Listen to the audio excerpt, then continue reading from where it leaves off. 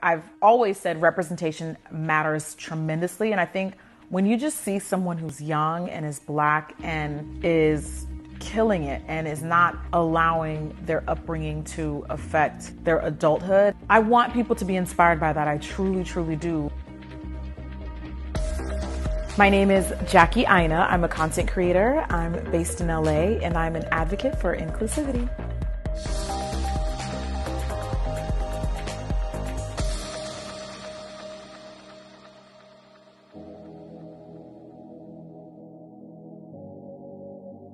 I grew up here in the LA area, and I have one parent that is Black American, and my dad is from Nigeria.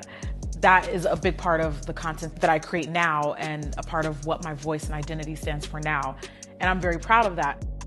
I've always known that beauty and fashion were like my thing, like literally since I was like 9 or 10. I was like, I'm gonna be a fashion designer. I was sketching things, I was designing clothes. And that was a huge, huge part of, I think, like an escape for me also when I was younger. I was 12 years old, and I remember coming home from school one day, and I just remember seeing like 15 hefty bags, and I was just like, Mom, like, do you want to explain what's going on? Like, I knew my parents had issues. You just grow up thinking that's their normal. I knew nothing about, like, you know, these are the effects of how alcohol tears families apart and how it tears marriages apart. And so, you know, we checked into these shelters, and it was a whole life that I knew nothing about. And sometimes we'd be in a shelter for like a week, and then we'd have to go, and then we'd go to another shelter, and then we have to go. And sometimes the staff wasn't always friendly. Food wasn't great, you know. It was hard. It was not easy. I did deal with like sexual assault as a child, and I learned how to pretend like it didn't happen at all. And as an adult, you have to deal with it. You have to confront it, because I choose to not allow it to define me as a person. And I have to consciously make an effort every single day not to be like a product of, you know, what my upbringing was. I kind of picked up on the makeup thing, I would say in my like early 20s. Like, that's when I was like, ooh, fashion's cool. I already know how to do that. Makeup is cool now. Like, I wanted to practice on my friends, on my family. So I was already doing that in the Army. When I joined, it was 2007. To me at the time, it felt like an opportunity to like do something for my community, for my country. And so I joined. So then 2009 was the first time I, you know, started a channel. It was just a way for me to express myself. I have a responsibility, I have a platform. Not everybody feels they have a responsibility for their platforms, but I try to say things and believe in things that I know will ultimately benefit people who are like me. And that's all that matters. Put it out there, boom, whatever. You don't like it, not my problem. That's it. We're on our way to a couple meetings. And after that, I'm really excited because I'm going to be meeting some fellow creators. We are going to be getting together to talk about their experiences as Black women, Black content creators. So I'm really excited. I love them.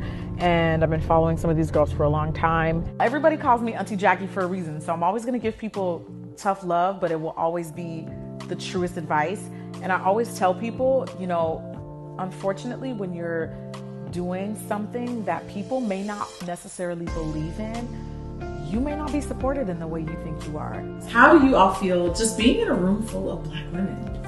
Amazing, empowering. Sometimes you feel like people expect a certain thing from you being a Black woman, right. And then you feel like you have the expectations of what a Black woman is on your shoulders, and it's like, no, I am a Black woman, but I'm not the representation for all Black women in this lane.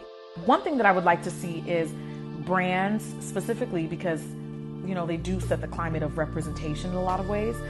I would like to see them put their money where their mouths are and, you know, not only show diversity and beauty in the forefront and in ads and stuff like that, but also behind the scenes. Like, who do you hire? Who's the person making the decisions for the companies that you work for? You've been consistently an advocate for inclusivity, for bringing other people along, and for just making sure that there are multiple seats at the table. And I just feel like you really haven't ever stop being authentic. I refuse to allow disrespect of Black women collectively. It's just something that will never happen under my watch. And I will always do what I can to make sure that it just doesn't happen. So I have a little friend who happens to have her own company that puts together care packages and gift bags for people that live on Skid Row, that are homeless. And so today we're going to be contributing.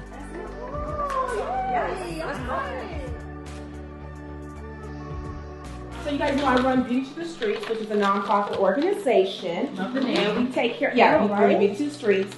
So we take care of about 800 people every single Saturday.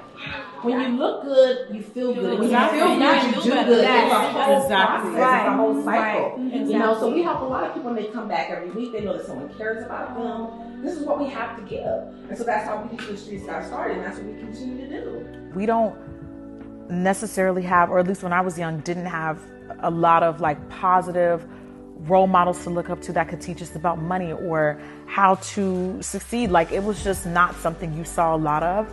And I think what's particularly important about that is I wish when I was like 10 to like 17, I had people around me showing me what it looks like to live out your passion. You know, if I could be that to somebody else, then I really, really hope I can be. I truly do.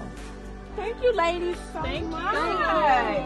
It's a blessing. So my vision for the future is, you know, hopefully taking all of what I've championed for now and building that into a brand that will hopefully, you know, inspire other Black women, inspire other up-and-coming entrepreneurs that are just seeing someone else do it.